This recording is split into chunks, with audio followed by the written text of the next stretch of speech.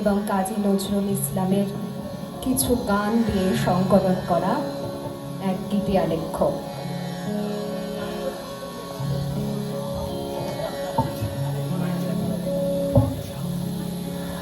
আমরা যে গীতি আলেখ্যটি পাঠ করতে চলেছি, বাচিক শিল্পী শ্রীমতী অমৃতা সরকার এটি প্রথম উপস্থাপনা করেন সান ফ্রান্সিসকো শহরে একটি অনুষ্ঠানে। আর যেই মানুষটির কথা তো বলতেই হবে, যার ভাবনায় ও লেখনীতে প্রাণ পেয়েছে এই গীতি আলেখ্য, শ্রী আলোদীপ সান্যাল। তিনি সান ফ্রান্সিসকো বে এরিয়ায় বসবাসরত এক প্রবাসী বাঙালি। পেশায় কম্পিউটার সায়েন্টিস্ট। আলোদীপের প্রথম প্রেম বাংলা ভাষা ও সাহিত্য। ছেলেবেলা থেকেই লেখালেখিতে উৎসাহ। লিখেছেন বেশ কিছু গল্প, কবিতা ও নাটক। কলেজে পড়ার সময় কয়েকটি লিটল ম্যাগাজিনের সঙ্গে যুক্ত ছিলেন। এই মুহূর্তে বে এরিয়ার একটি জনপ্রিয় বাংলা নাটকের দলের সক্রিয় সদস্য তিনি। এই অনুষ্ঠানে পঠিত গীতি আলেখ্যটি বছর দুয়েক আগে বাংলা গানের একটি অনুষ্ঠান উপলক্ষে লেখক রচনা করেন। আশা করি রচনাটি আপনাদের সবার ভালো লাগবে।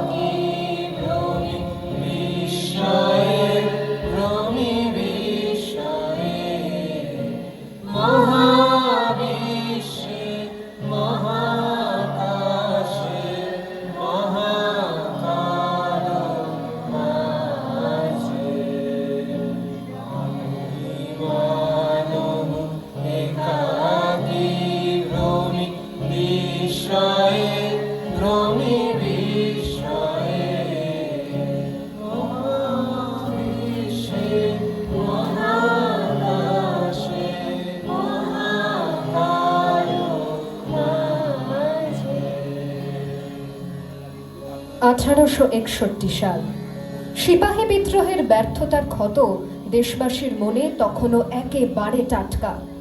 ব্রিটিশ শাসকের দমন পীড়নমূলক নীতি দিনে দিনে আরো বেড়েই চলেছে। ঠিক এমনই একটি সময় বাংলায় আবির্ভাব হবে এক যুগপুরুষের, যিনি ক্রমে বাংলা ভাষা ও বাঙালি জাতির চির অগ্রজ, চির জাগ্রত প্রতিনিধি হিসেবে আত্মপ্রকাশ করবেন। 1861 সালের 7 মে জোড়াসাঁকোর ঠাকুরবাড়িতে তার জন্ম। পিতা দেবেন্দ্রনাথ, মাতা সারদা দেবী। রবীন্দ্রনাথ বলা যেতে পারে মহাবিশ্বের সঙ্গে বাঙালির এক নিবিড় যোগসূত্র যেন রচিত হলো তার পূর্ণ আবির্ভাবে।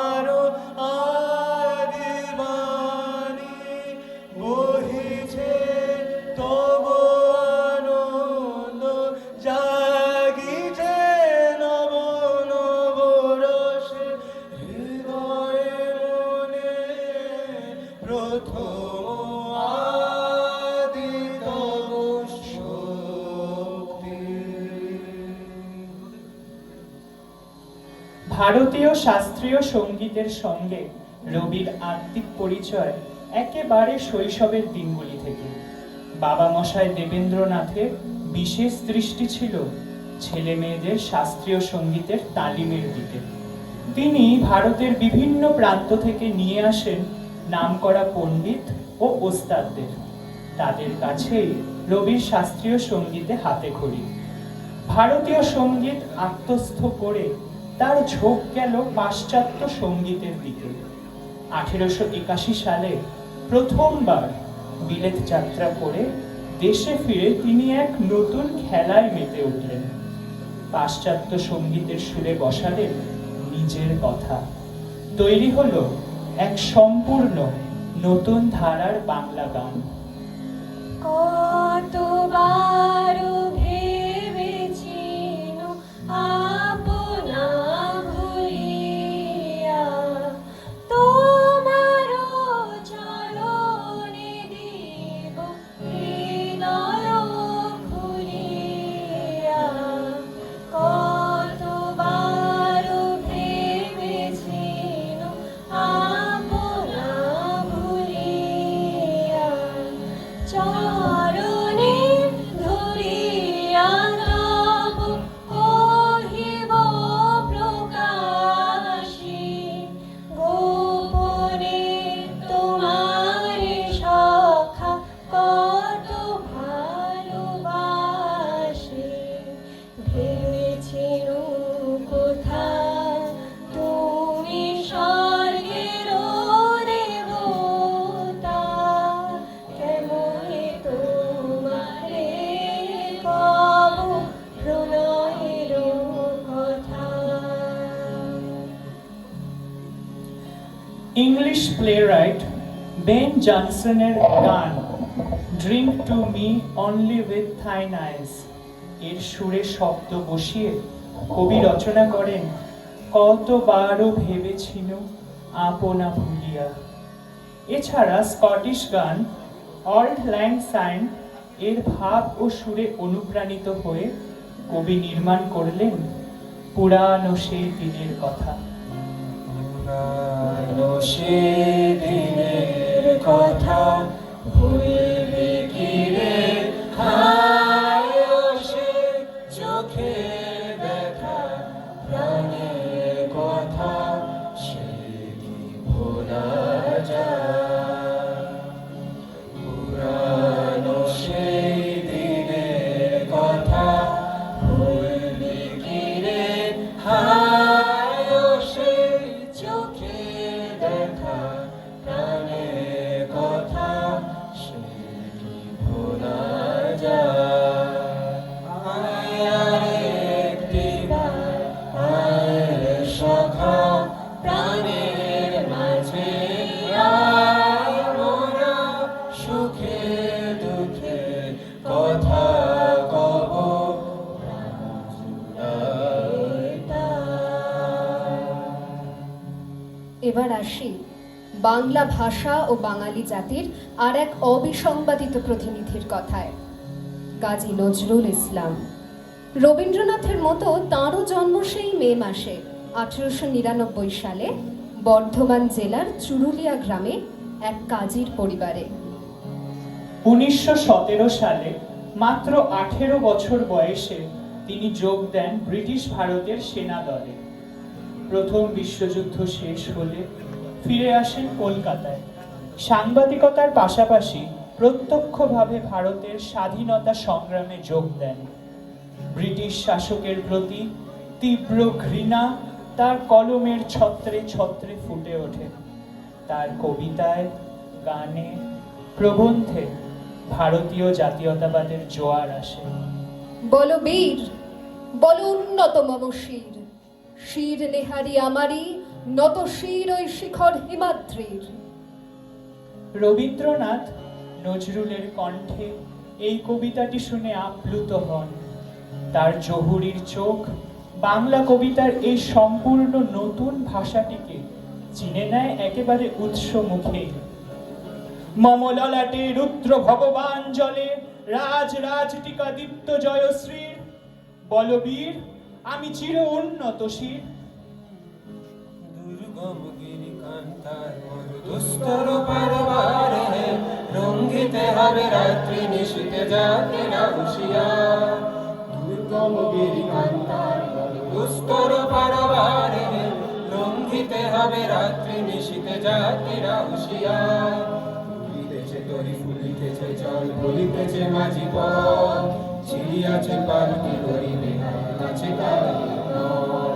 কে আছো জোয়ান হও আগোয়ান হাকিছে ভবিষ্যৎ এ তুফান ভারী দিতে হবে পারি নিতে হবে তোরি পার মুক্ত কর ভয় আপনা মাঝে শক্তি ধরো নিজের কর জয় সংকোচের বিহ্বলতা নিজের অপমান সংকটের কল্পনাতে হলো না ম্রিয়মান দেশাত্মবোধ ও আত্মত্যাগের নিষ্পাপ পবিত্র শিখায় জ্বলে ওঠে নজরুলের লেখনী। তার চিন্তা চেতনার মধ্য গগনে ধ্রুব তারা সমবিরাজ করছেন রবীন্দ্রনাথ। এই সময় বন্ধু মুজাফফর আহমদ ও আরো কয়েকজনকে সঙ্গে নিয়ে নজরুল প্রকাশ করেন ধূমকেতু পত্রিকা। এ যেন অনেকটা তার নিজের জীবনেরই রূপান্তর। ঠিক তার মতোই ধূমকেতু সম আবির্ভাব এই পত্রিকার বাংলা সাহিত্যের অঙ্গনে। পত্রিকাটির মুখবন্ধ লিখে দেবার অনুরোধ নিয়ে তিনি পৌঁছলেন রবীন্দ্রনাথের কাছে। কবিগুরু স্নেহ ভরে লিখে দিলেন, আয় চলে আয় রে ধূমকেতু, আধারে বাঁধ অগ্নি সেতু, দুর্দিনের এই দুর্গশিরে উড়িয়ে দে তোর বিজয় কেতন। আমি চিরতর দূরে চলে যাব তবু আমারে দেব না ভুলিতে। আমি চিরতর দূরে চলে যাব তবু আমারে দেব না ভুলিতে। বাতাস হইয়া জড়াইব কেশ, বাতাস হইয়া জড়াইব কেশ, বেনি যাবে যবে খুলিতে আমারে দেব না ভুলিতে। তোমার কুঞ্জ পথে যেতে হয়, চমকি থামিয়া যাবে বেদনা। দেখিবে কে যেন মোরে মিশে আছে, দেখিবে কে যেন মোরে মিশে আছে। তোমার পথের ধুলিতে আমারে দেব না ভুলিতে। বারংবার জেল যাত্রায় নজরুলের স্বাস্থ্যের অবনতি ঘটে। তৎসত্ত্বেও ব্রিটিশ শাসকের অকথ্য অত্যাচারের প্রতিবাদে জেলের মধ্যেই শুরু করেন আমরণ অনশন। উদ্বিগ্ন রবীন্দ্রনাথ জেলে তার বার্তা পাঠালেন তাকে অনশন ভঙ্গ করবার অনুরোধ করে। সেই তার বার্তা যদিও নজরুলের হাতে পৌঁছয়নি। এই সময় এই চিরবিদ্রোহী কবির মনোবল বৃদ্ধি করবার উদ্দেশ্যে রবীন্দ্রনাথ তাঁর সদ্যরচিত বসন্ত নাটকটি কবি শ্রীমান নজরুল ইসলামকে উৎসর্গ করেন। আমরা এবার শুনবো সেই বসন্ত নাটকেরই দুটি বিখ্যাত গান। যদি তারে নাই চিনি গো সে কি আমার নেবে চিনে এই নব ফাল্গুনের দিনে। জানি নে যদি তারে নাই চিনি গো সে কি। আমি কান পেতে রই, আমি কান পেতে রই, ও আমার আপন হৃদয় গহন দ্বারে বারে বারে কান পেতে রই। একটি মজার ঘটনা মনে পড়ছে। সাল 1938। রবীন্দ্রনাথের গোড়া উপন্যাস অবলম্বনে পরিচালক নরেশচন্দ্র মিত্রের তৈরি ছায়াছবিতে সঙ্গীত পরিচালক ছিলেন নজরুল। ছবিটি রিলিজ করার ঠিক আগে বিশ্বভারতী মিউজিক বোর্ড চিঠি দিয়ে জানায়, বোর্ডের অনুমতি না নিয়ে ছবিতে 7টি রবীন্দ্রসঙ্গীত ব্যবহার করা হয়েছে এবং সুরও যথাযথ নয়। আটকে যায় ছবির রিলিজ। পরিচালক ও প্রযোজকের মাথায় হাত। নজরুল ছুটলেন কবির কাছে শান্তিনিকেতনে ছবিটির একটি রিল সঙ্গে নিয়ে। রবীন্দ্রনাথকে ছবিটি দেখিয়ে তার অনুমতি চাইলেন। সব শুনে রবীন্দ্রনাথ হাসলেন, বললেন, তুমি শিখিয়েছ আমার গান, আর ওরা কোন আক্কেলে তার দোষ ধরে? তোমার চেয়েও কি আমার গান ওরা বেশি বুঝবে? এই বলে তিনি নজরুলের হাত থেকে অনুমতিপত্রটি নিয়ে তাতে সাথে সাথে সই করে দিলেন। এমনই মধুর ছিল অগ্রজ আর অনুজের সম্পর্ক। আমরা এবার শুনব সেই গোড়া ছবিটির একটি গান। হাতে লেগেছি আমার মনের ভেতরে খেলা ঘর বাঁধতে লেগেছি। পূজা, প্রেম ও প্রকৃতির মতোই রবীন্দ্র রচনায় বিশেষ স্থান পেয়েছে সুর ও গানের বন্দনা। একটি গানে তিনি বলেছেন, যারা কথা দিয়ে তোমার কথা বলে, তারা কথার বেড়া গাঁথে কেবল দলের পরে দলে। যারা কথা ছেড়ে বাজায় শুধু সুর, তাদের সবার সুরে সবাই মেলে নিকট হতে দূর। বোঝে কি নাই বোঝে, থাকে না তার খোঁজে, বেদম তাদের ঠেকে গিয়ে তোমার চরণ তলে। এইটাই বুঝি রবীন্দ্রনাথের মনের কথা, তার গভীরতম দর্শন। সুর আর গানের পথে যেন ধর্মে আর ভালোবাসায় পৌঁছবার এক সাধন করেন কবি। সুর আর গান যেন মানুষকে তার অহং সীমার বাইরে এনে দাঁড় করিয়ে দেয়, যেন দেয় এক আত্মশূন্য মুক্তি। এমনই একটি গান এবার আমরা শুনবো। আনন্দধারা বইছে ভুবনে, আনন্দধারা বইছে ভুবনে, দিল রজনে কত অমৃত রস উথলি যায়, আনন্দ গগনে আনন্দধারা বহিছে ভুবনে। পান করে রবি শশী অঞ্জলি ভরিয়া, সদা দীপ্ত রহে অক্ষয় জ্যোতি। পান করে রবি শশী অঞ্জলি ভরিয়া, সদা দীপ্ত রহে অক্ষয় জ্যোতি।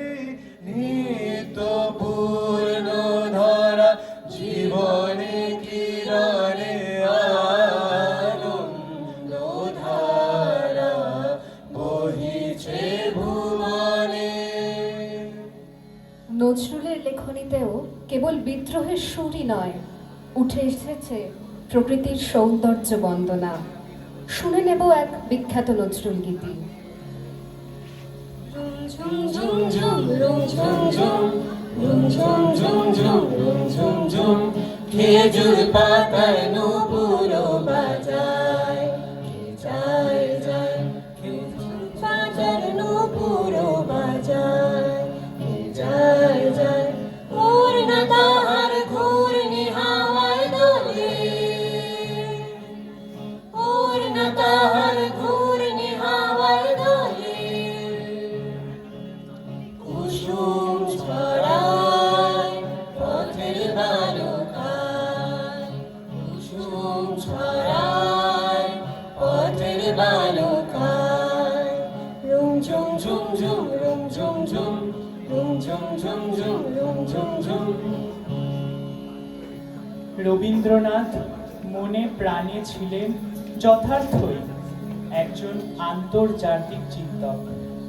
আদিগন্ত বিস্তৃত তার ভাবনার জগতে প্রভাব ফেলেছে সারা বিশ্বের শিল্প, সাহিত্য, দর্শন, সঙ্গীত। আবার তেমনি ঘর হতে শুধু 2 পা ফেলিয়া একটি ধানের শীষের ওপর একটি শিশির বিন্দু তার নজর এড়িয়ে যায়নি। তিনি অনায়াসে অবগাহন করেছেন দেশজ লোকায়ত সুরে বহুদা প্রসারিত স্রোতধারায়। আত্মীকরণ করেছেন বাংলার মাটির সুর। এবারে আমরা শুনবো তেমনই একটি বাউল গানের সুরে প্রভাবিত ভাঙা গান। মূল বাউল গানটির সঙ্গেও আমরা অনেকেই পরিচিত। দেখেছি রূপসাগরে মনের মানুষ কাঁচা সোনা। এই গানের সুরটিকে ভেঙে রবীন্দ্রনাথ লিখলেন, ভেঙে মোর ঘরের চাবি নিয়ে যাবি কে আমারে। মোর ঘরের চাবি নিয়ে যাবি কে আমারে। ও বন্ধু আমার না পেয়ে তোমার দেখা একা একা দিন যে আমার কাটে না রে। ভেঙে মোর ঘরের চাবি নিয়ে যাবি কে আমারে। বুঝি রাত পোহালো, বুঝি ওই রবি আলো, আকাশে দেখা দিল গগন পারে। সম্মুখের ওই হেরিপথ তোমার কি রাত পৌঁছবে না মোর দুয়ারে। ভেঙে মোর ঘরের চাবি নিয়ে যাবে কে আমারে।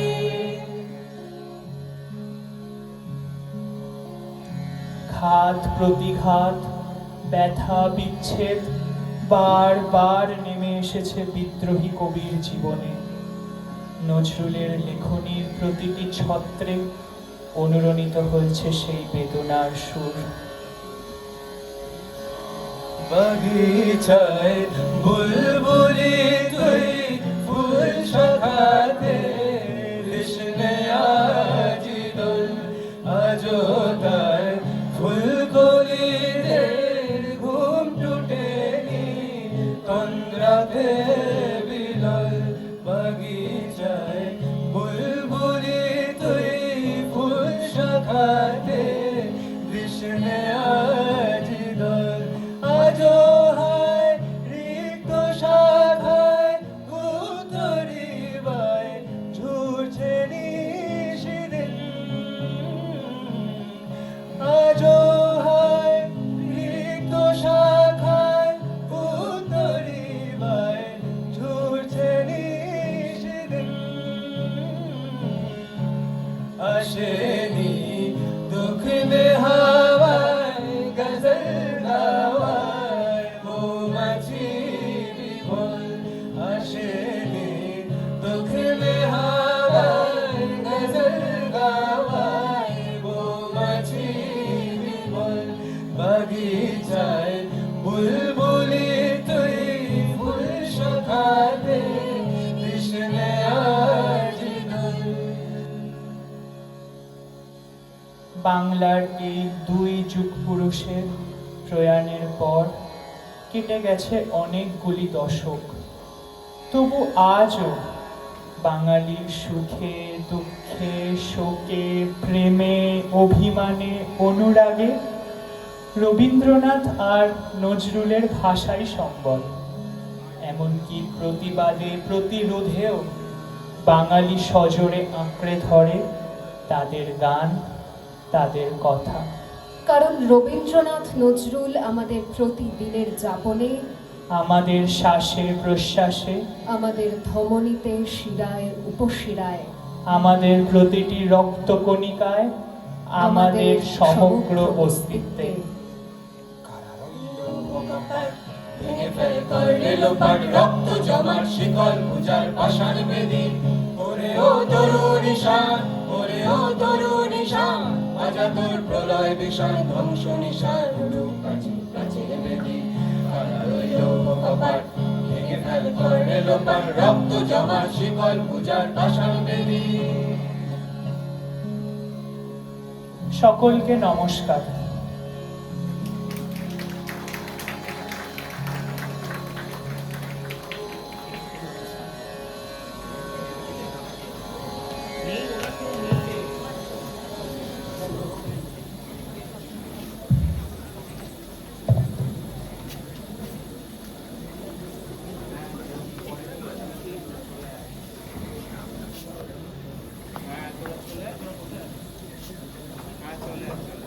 অসংখ্য ধন্যবাদ চন্দ্রমা ও আকাশকে। সুরের এই অপরূপ আলেখ্য সত্যি আমাদের এক মায়াবী জগতে নিয়ে গেল। জীবন তো বদ্ধ জলাশয় নয়, জীবন হলো পাহাড় থেকে নেমে আসা ঝর্ণার মতো, যা সব বাধা ভেঙে এগিয়ে যায়। পুরনোকে ভেঙে